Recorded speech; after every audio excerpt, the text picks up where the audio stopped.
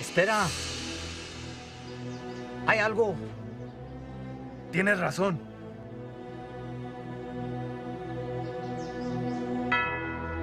Tráeme el padre.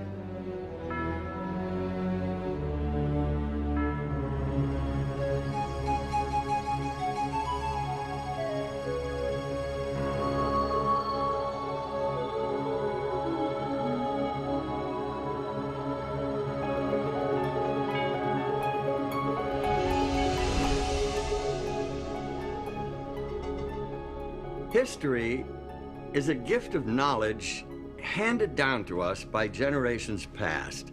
This knowledge is far more than a collection of facts arranged in chronological order. It's a source of enlightenment that helps us understand ourselves and our place, our purpose in our world and in the universe around us. The progress of research in history, archaeology, ancient languages, and anthropology has yielded information that has been hidden for many centuries. And this provides us with important new insights into the meaning of our lives. It's natural to start a story at the beginning, but in the case of our own story, that's more easily said than done. How can we discover the origins of our own experiences? Where or when was our beginning?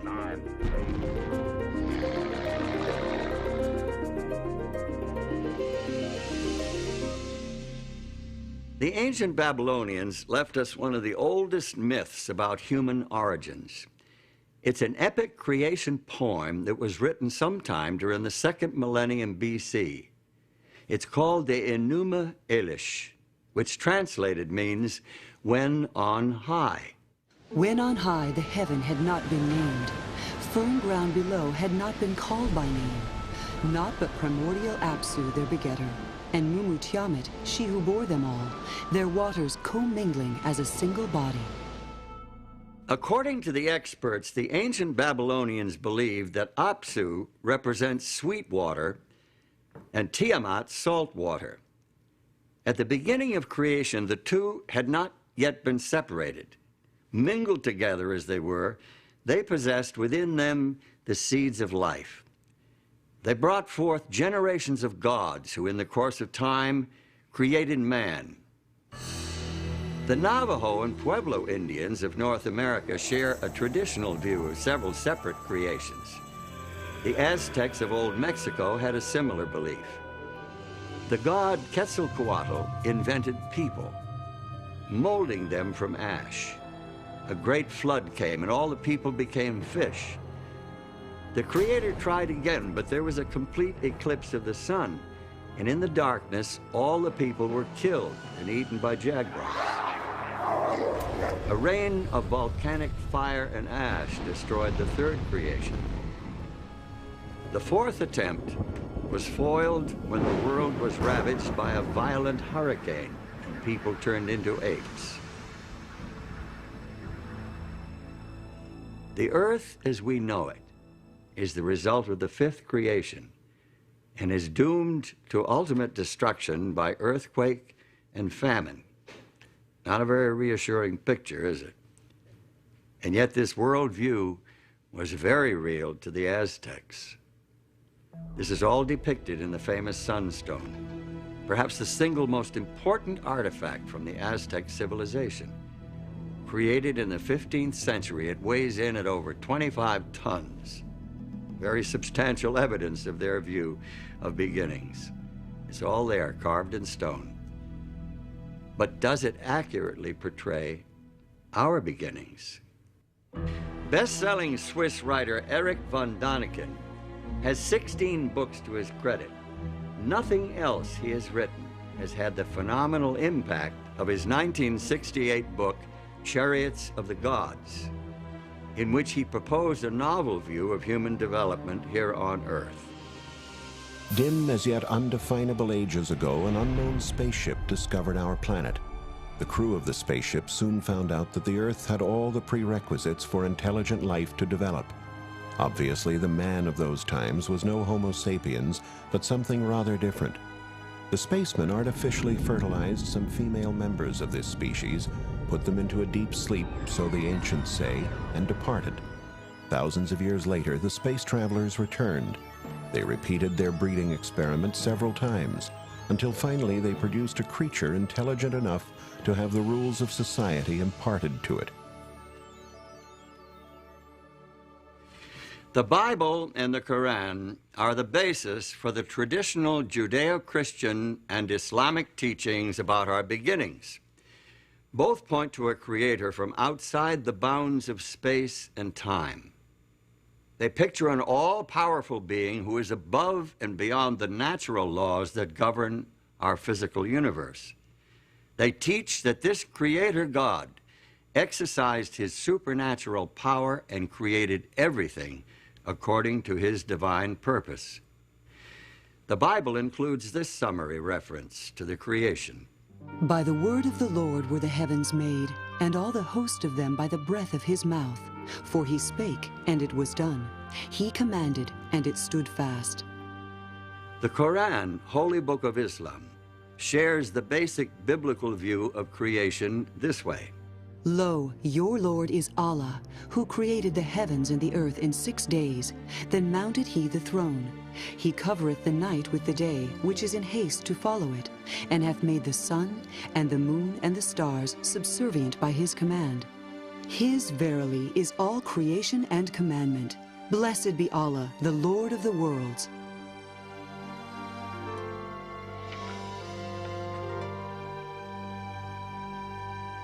By the early 1800s, some scientists were proposing new theories regarding the origin of life on Earth, theories that conflicted with traditional creationism. In December of 1831, the HMS Beagle set sail from England on a 5-year round-the-world voyage. Aboard this survey ship as an unpaid naturalist was 22-year-old Charles Darwin. Darwin's observations and conclusions would revolutionize the conventional view of origins. Their idea was that God had created specifically for each environment the animals and plants that fit into it. Well, if that was true, then one oceanic island ought to resemble another oceanic island. And what Darwin found was that the oceanic islands didn't look anything alike. The species that were on the oceanic islands were similar to the nearest continent, not to other oceanic islands. Darwin's most significant discoveries took place in the Galapagos Islands, more than 1,000 kilometers, about 600 miles off the west coast of Ecuador. Darwin discovered animal species that were unique to that archipelago. He also noted distinct variations between similar animals on different islands. He came back one day having picked up a tortoise shell from the island that he had been visiting, and the fellow who lived there and was staying at the main population center said, "Oh, you've been to," and named the island he'd been to, and he was floored. He said, "How do you know where I've been?" And he says, "Because that tortoise came from the island." And he says, "How do you know that?" And he said, "Because each island has a specially shaped tortoise, and I can recognize them." And that just blew his socks off. Darwin's observations ultimately led to the development of his theory of natural selection and the publication in 1859 of his book on the origin of species. The first edition was sold out the first day, and 5 subsequent editions with revisions were to follow. Often referred to as the book that shook the world, it helped pioneer modern scientific thought about our origins. Today, science is defined at the beginning as a materialistic process. And that's a tribute to Darwinism. I mean, that's what he brought to us, was that we had escaped essentially from God. Using Darwin's theories of evolution as a starting point, scientists and philosophers have developed their own answers to questions about beginnings. Today, there are many variations on Darwin's theme. Among evolutionary scientists, the Big Bang theory has been widely accepted as a beginning point for the story of our universe as we know it. This theory suggests that all the matter that now exists in the universe is derived from a tightly compressed, incredibly hot mass of subatomic particles that exploded something like 10 or 15 billion years ago. That tremendous blast of creative energy set the universe in motion and eventually gave birth to galaxies and stars and planets, and ultimately to every form of life and matter within the universe. The way scientists today talk about this, the Big Bang really is the whole universe, and that it is really space itself which is expanding and creating new space in the course of time. If we think of ourselves in a way as kind of being able to look at the universe from some extra dimension, it perhaps would appear as the tremendous explosion starting out from a single point. The theory of evolution teaches that life on Earth has evolved over vast periods of time, with simple single-celled forms developing into complex organisms purely by blind chance, through a process of trial and error. It was this process that Charles Darwin called natural selection. And he said, essentially, that there were 4 steps. He said, first of all, variation exists. No two individuals in a population are ever exactly alike. Secondly, that every population overproduces. More young come into existence in one year than can possibly live until the next year. So that leads to the struggle for existence, the competition, and then survival of the ones that are the fittest. The fittest are simply those that have variations that give them an advantage. And the last thing was that the variations are inherited, so that the ones that live reproduce, and their offspring are more likely to have these fit variations. Are we the unplanned and accidental result of evolution through natural selection? Or are we the handiwork of a supreme being, the Allah of the Quran and the God of the Bible? Do we owe our existence to the Aztec or Babylonian gods, or to some alien creatures from outer space? What is the truth about our origin?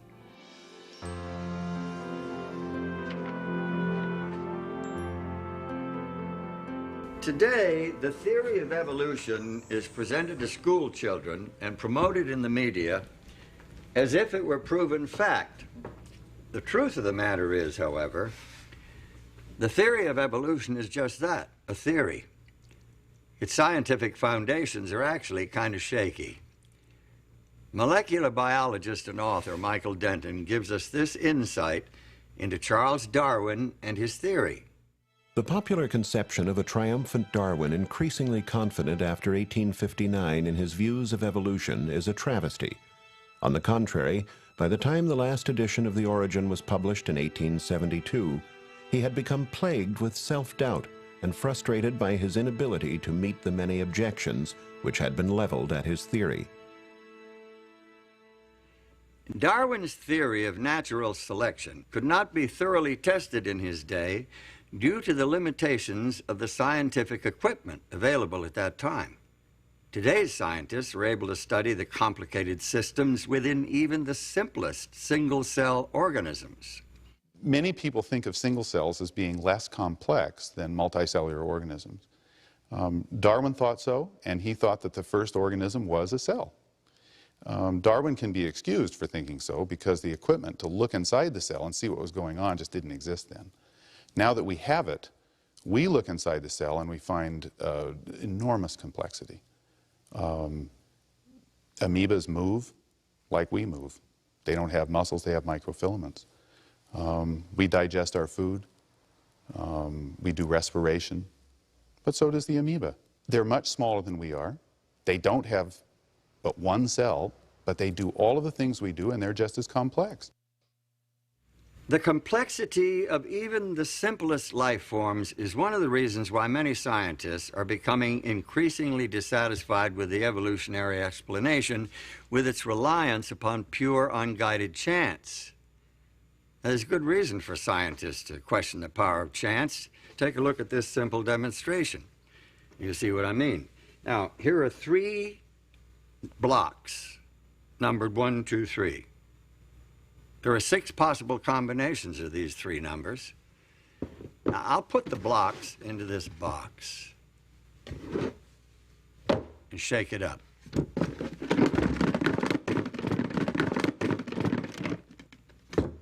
Now, if I were to take out the blocks one at a time, what are my chances of taking them out in numerical order? Well, I can expect to draw out the numbers 1, 2, and 3 in that order on an average of once in every 6 attempts.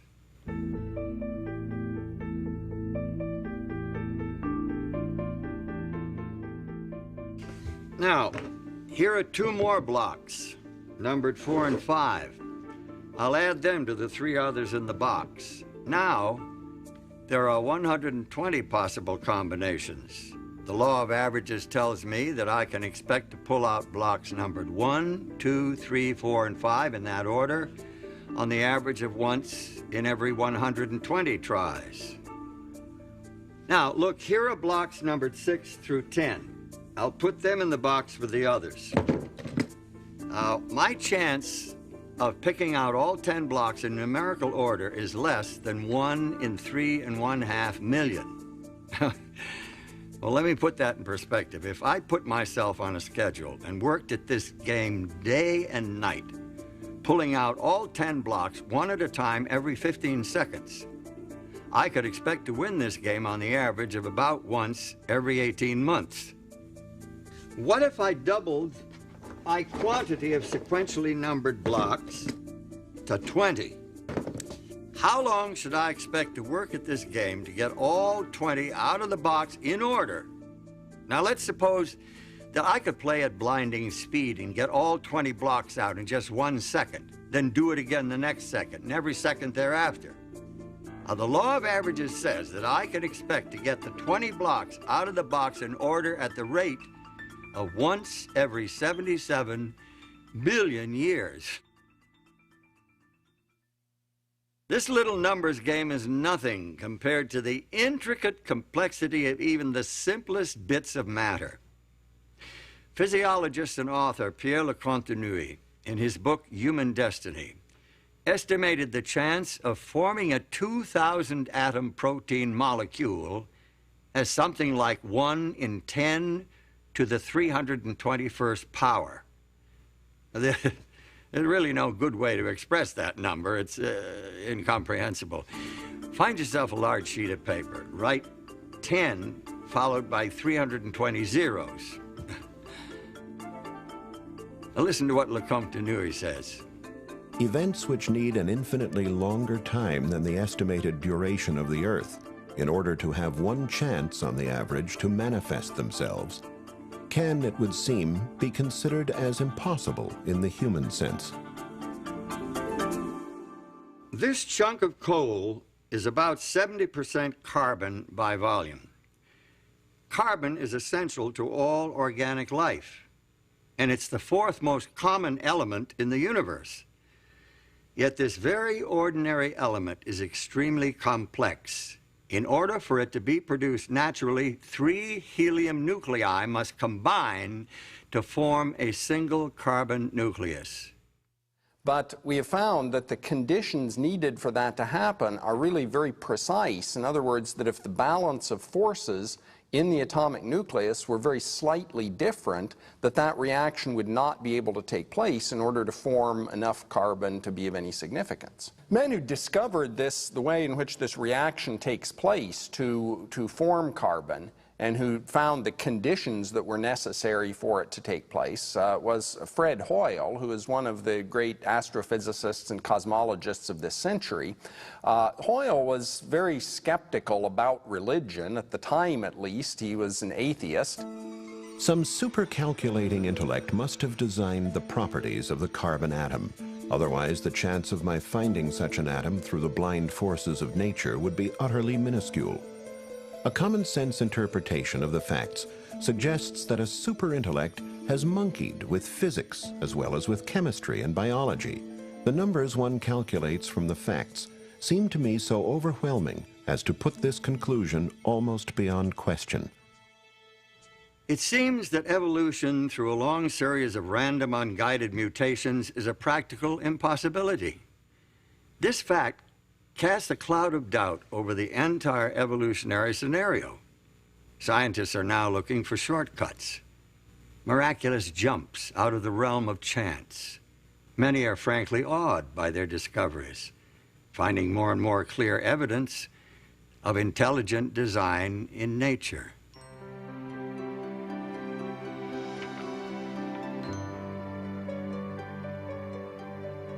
Intelligent design, of course, requires a designer.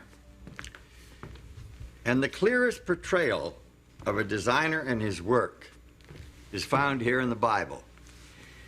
The creation account itself records a systematic progression of creative acts culminating in the creation of man. The Hebrew prophet Jeremiah emphasizes this intelligent design when he writes about the Creator. He hath made the earth by his power. He hath established the world by his wisdom, and hath stretched out the heavens by his discretion. Biblical creation theology does not attempt to provide a scientific description of God's creative acts. Instead, it suggests the meaning, the purpose, the goal of creation. Through faith, we understand that the worlds were framed by the Word of God, so that things which are seen were not made of things which do appear.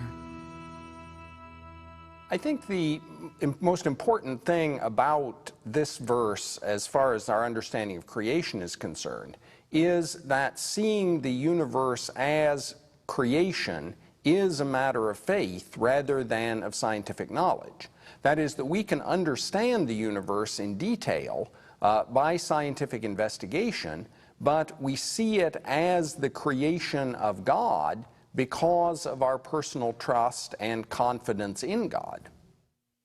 Now, perhaps some of us have been too quick to discard this old book as an irrelevant collection of useless fables and legends and traditions.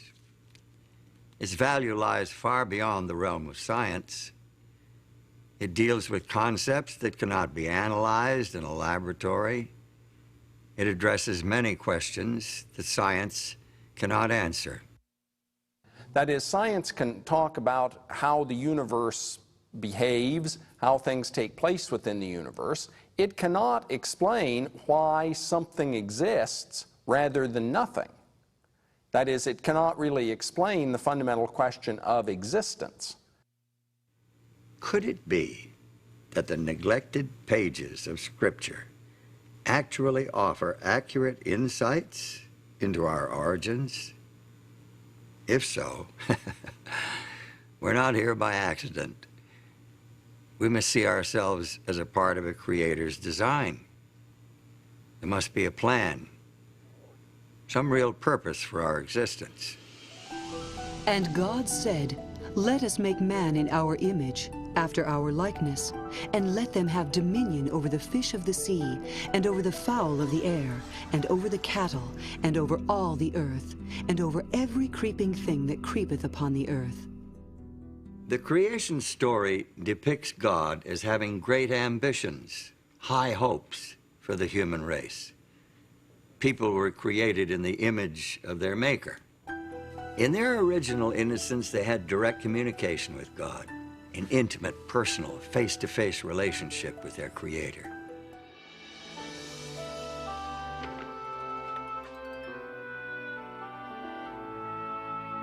After the creation of human beings, the Bible reports that God marked the end of creation with a day of rest, thus establishing the weekly cycle for human life. Thus the heavens and the earth were finished, and all the host of them. And on the seventh day God ended his work which he had made, and he rested on the seventh day from all his work which he had made.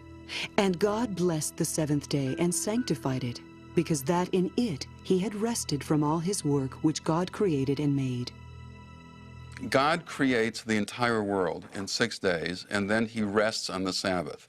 The Sabbath is, though, a creation in and of itself, because what it does is put the rest of the 6 days in perspective. What did God create on the seventh day? As a matter of fact, God created nothing on the seventh day. God created no thing, but instead God created a context in which everything that has been created, the natural world, the material world, and life itself, can really be appreciated and enjoyed and celebrated. By creating the Sabbath, God gave human beings an opportunity to emulate Him, to enter into His rest, and thereby to signify their special relationship with Him as their Lord and Creator. Notice what Pope John Paul II said in his 1998 apostolic letter entitled Dies Domini. The Sabbath has been interpreted evocatively as a determining element in the kind of sacred architecture of time. It recalls that the universe and history belong to God. John Paul's reference to the sacred architecture of time supports the biblical assertion that the 7-day weekly cycle was designed for us by our Creator. Thus, the week differs from all other units of time. Let's think about the structure of time. Each of us deals with time independently. We each have a past. We each live in an immediate progressing present that we sense is moving quickly or slowly, depending on our age and other subjective factors. As for the future, it's a mystery. Your sense of time and mine are different. In order for us to coordinate our activities, we must have external reference points.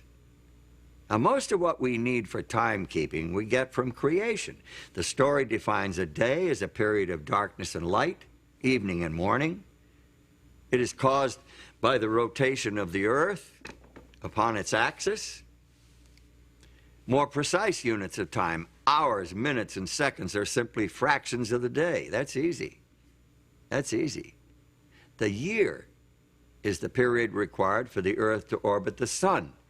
The month, as we know it today, is loosely based on a full cycle of lunar phases, but it's been adjusted to make 12 months equal 1 year. The week is a different story altogether. At first glance, it's an arbitrary period of time related to no natural phenomenon.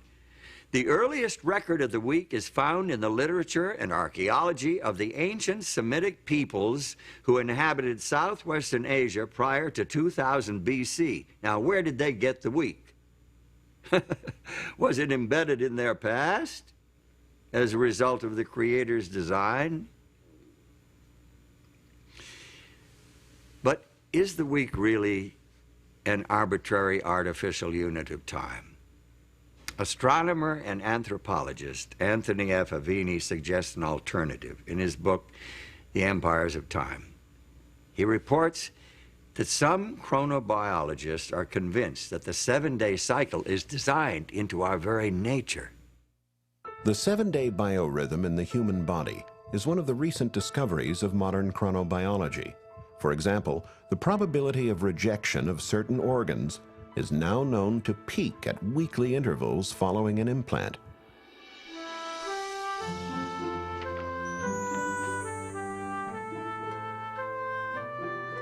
The widespread acceptance of the 7-day week over thousands of years of history is additional evidence supporting the divine origin of the weekly cycle. But if the week of Genesis has survived the thousands of years since the original creation week, why has recognition of the Creator not been preserved just as successfully? Well, the book of Genesis provides the answer as to the downfall of the human family. In fact, if you read Genesis 6:5, you'll see that the Bible says the thoughts of humanity were evil continually. So God decided to clean the world up, sent a flood. And the flood was 40 days upon the earth. And the waters increased and bare up the ark, and it was lifted up above the earth. And the waters prevailed exceedingly upon the earth, and all the high hills that were under the whole heaven were covered. In spite of this dramatic demonstration of God's power and his displeasure with people not following his way, mankind soon forgot again, and they started to build idols to themselves instead of worshiping God. And the whole idea of the weekly cycle, which showed 6 days of work and a Sabbath was forgotten, and what mankind did was incorporate the weekly cycle into astrological tables instead of remembering the God of creation. About 2,000 years before Christ, there lived in the Chaldean city of Ur a man who is claimed by all three of the world's great monotheistic religions, Judaism, Christianity, and Islam, as one of their primary founders. In the biblical account, Abram, later renamed Abraham, is a key player in God's plan to win back the hearts of the human family and revive a knowledge of the Creator.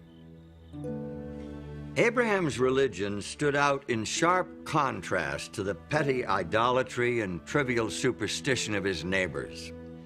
He worshiped the Creator, the transcendent, the invisible God, whose wisdom and power was demonstrated by the very existence of the world itself. He had a religion of faith, not sight. He had a direct relationship with his Maker. According to the Old Testament report, the Creator God revealed the principles of his relationship with the human race in 10 commandments engraved on stone tablets. These commandments were entrusted to Abraham's descendants, the Israelites, as a blessing to share with all nations of the world. Remember the Sabbath day to keep it holy. 6 days shalt thou labor and do all thy work, but the seventh day is the Sabbath of the Lord thy God. In it thou shalt not do any work, thou, nor thy son, nor thy daughter, thy manservant, nor thy maidservant, nor thy cattle, nor thy stranger that is within thy gates. For in 6 days the Lord made heaven and earth, the sea, and all that in them is, and rested the seventh day. Wherefore the Lord blessed the Sabbath day and hallowed it. This is by far the longest of the 10 Commandments. It's unique in that it includes the divine credentials, declaring the identity of the lawgiver and establishing his authority as Creator to command the worship of his creatures. The commandment to observe the Sabbath shows the intimate relationship between God and creation. It shows that God not only creates, not only works to bring everything that is into being, the physical world, the natural world, and all that lives in it, but it also shows that God maintains intimate relationship with creation and steps back to withhold and to take in, as it were, everything that has been created, and celebrates and cherishes that which has been created. The Sabbath reveals God's compassion for his creatures. In Exodus 23, verse 12, there's a law regarding the Sabbath, and it says, 6 days you shall do your work, but on the seventh day you shall rest, that your ox and your ass may have rest, and the son of your bondmaid and the alien may be refreshed.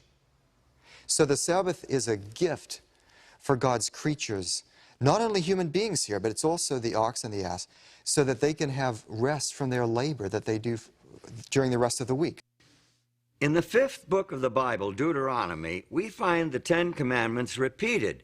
This time, the meaning of the Sabbath is enriched by linkage to the deliverance of the nation of Israel from slavery in Egypt. Keep the Sabbath day to sanctify it, as the Lord thy God hath commanded thee. And remember that thou wast a servant in the land of Egypt, and that the Lord thy God brought thee out thence through a mighty hand and by a stretched out arm. Therefore the Lord thy God commanded thee to keep the Sabbath day. We participate in God's redemption, just as the nation of Israel participated in God's redemption, because God has liberated us from something. Now, he liberated the ancient Israelites from Egypt, from Pharaoh, this oppressor. What God does is to liberate us as individuals from the oppressive power of Satan and from the sin that destroys us. Individuals today are in great need of finding a sanctuary in time, which is what the Sabbath is. We are overburdened and driven by the material world and by our own creativity of material things. And the Sabbath becomes the liberation from things, becomes the liberation from slavery to objects, to technology, to economics, to all the things that make us work frantically towards producing more and more.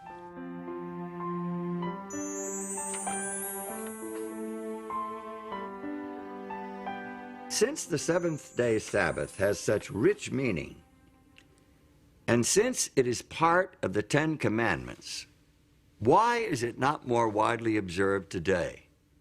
Good question, especially in view of the widespread recognition that this commandment, along with the rest of the 10, applies not only to the people of Israel, but to the whole human family. As it is the law of nature that in general a due proportion of time be set apart for the worship of God, so in his word, by a positive, moral, and perpetual commandment, binding all men in all ages, he hath particularly appointed one day in 7 for a Sabbath, to be kept holy unto him. The Sabbath was binding in Eden, and it has been in force ever since. This fourth commandment begins with the word remember, showing that the Sabbath already existed when God wrote this law on the tables of stone at Sinai.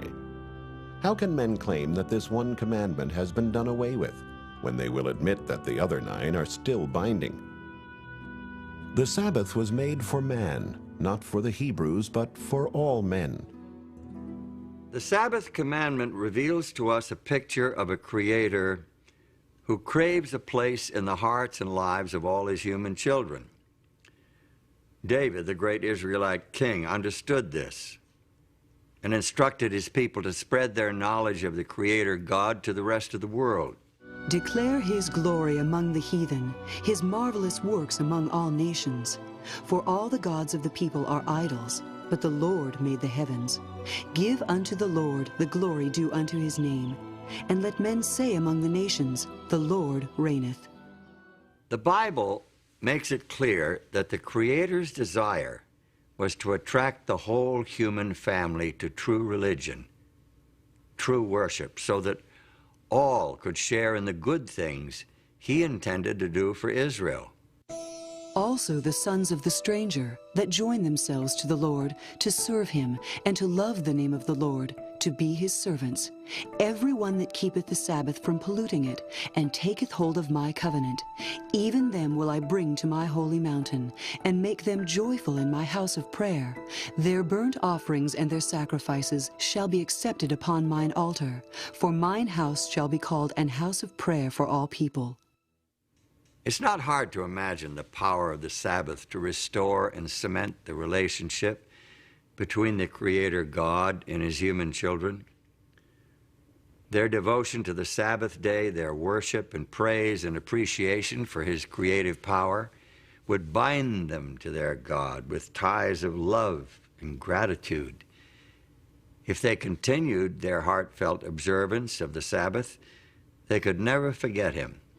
Moreover, also I gave them my Sabbaths, to be a sign between me and them, that they might know that I am the Lord that sanctify them.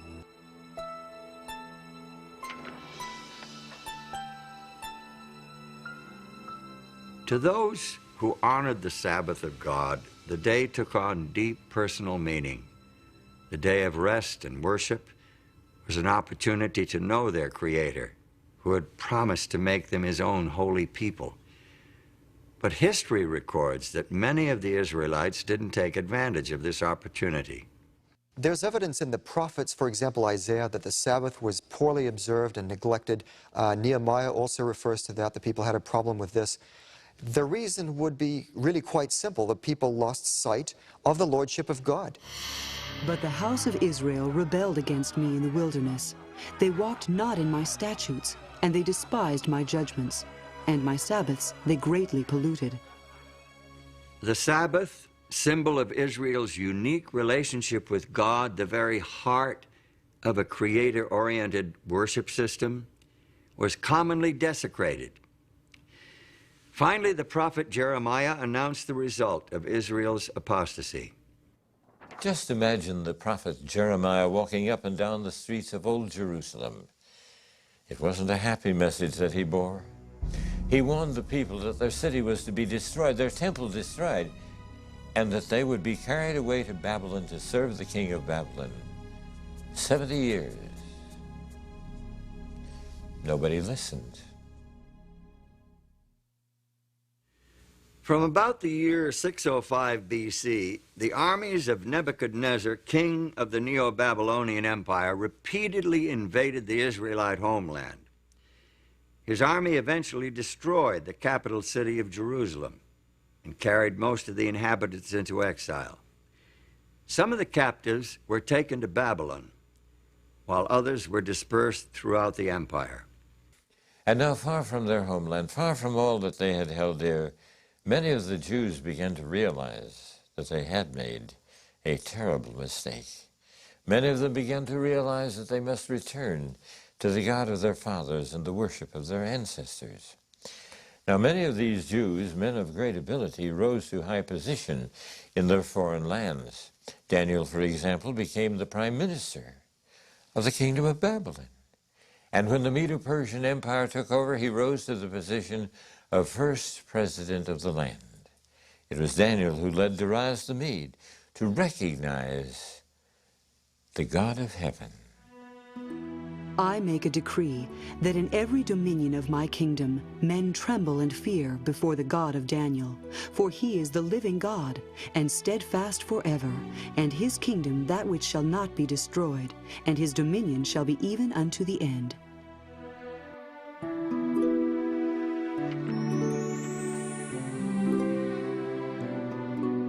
There is evidence to suggest that the religion of the exiled nation became so well known that it influenced the philosophical and religious movements of the following century. Buddha, Zoroaster, Confucius, and Pythagoras all seem to have adopted elements of the Hebrew religion. For example, although there are no holy days in Buddhism today, evidently Sabbath, or Upasatha, was a part of that religion early on. The Blessed One established the rule for observance of a Sabbath, and he suggested that at the seventh-day meeting, any monk whose conscience troubled him should confess his offense before the assembly of brothers. Arthur Lloyd, in his book, The Creed of Half Japan, states that the order of monks kept their Sabbath days for many centuries. Even Confucius may well have been reporting about the seventh-day Sabbath in this passage from one of his classical works. The ancient kings on this culminating day closed their gates. The merchants did not travel, and the princes did not inspect their domains. Some knowledge of the weekly Sabbath eventually found its way into numerous cultures. In the Hebrew language, the name of each day shows its relationship to the Sabbath. The first day is called Echad B'Shabbath, one accompanying or along with the Sabbath. Each succeeding day proceeds toward the Sabbath until the sixth day, which is called Eve of the Holy Sabbath. Day 7 then is Sabbath. In more than 100 ancient and modern languages, the seventh day of the weekly cycle was named Sabbath or its equivalent.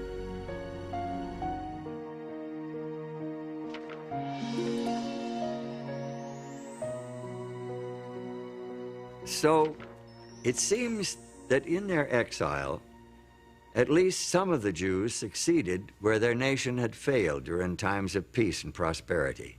They spread the knowledge of God and His law among other nations. But what would happen when these captives returned to their homeland? Would they maintain the worship of the true God, or would they revert to the practices of previous generations? We find an answer in the story of Nehemiah. Nehemiah did not return to Jerusalem when the others went, but when one came telling the state of affairs.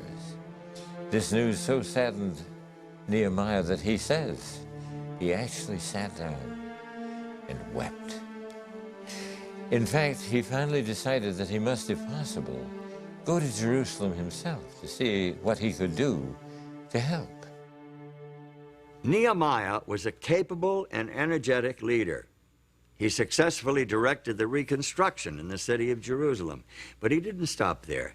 He was a zealous reformer with a burden for restoring the spiritual life of his people, because he saw Sabbath breaking as a reason for the years of captivity. He was particularly devoted to preserving the sanctity of the holy day. He discovered that the people were buying and selling on the Sabbath day. Well, he said, we can't do this sort of thing. This is the reason why we were sent into captivity. And when the merchants still continued to come, he ordered the gates barred on the Sabbath day. And when they still continued to come and camp outside the gates of the city, he threatened to have them arrested. A priest named Ezra assisted Nehemiah in his work. He exerted a strong influence on the spiritual life of the Jews of his day. Ezra taught the people God's laws and led a spiritual revival and reformation based on the inspired scriptures. The people joined together in a solemn oath to obey the commandments that God had given through Moses. They promised not to desecrate the Sabbath by entering into commerce on that day. They observed the holy day so carefully and consistently that Sabbath keeping became a distinctive characteristic of their nation. During the period between the end of the Bible's Old Testament record and the beginning of the story of Jesus Christ in the New Testament, there was almost continual upheaval in the Middle East. The armies of Alexander the Great overran the Persian Empire. Within a short time, Alexander himself died, and his empire broke up into rival factions. Palestine, along with Syria, eventually came under the rule of the Seleucid dynasty. King Antiochus IV is notable especially because of his opposition to the religion of the Jews. His troops took over the temple in Jerusalem and set up a system of pagan worship in its courts. Josephus, the famous chronicler of Jewish history, tells us that Antiochus tried to stamp out all visible evidence of the Jews' spiritual identity. So he sent emissaries to Jerusalem, declaring, they must tear down the altar of Jehovah. They must give up the worship of the Sabbath. So they gathered themselves together, fled to the wilderness, and there they found a cave that could accommodate their numbers, about 1,000.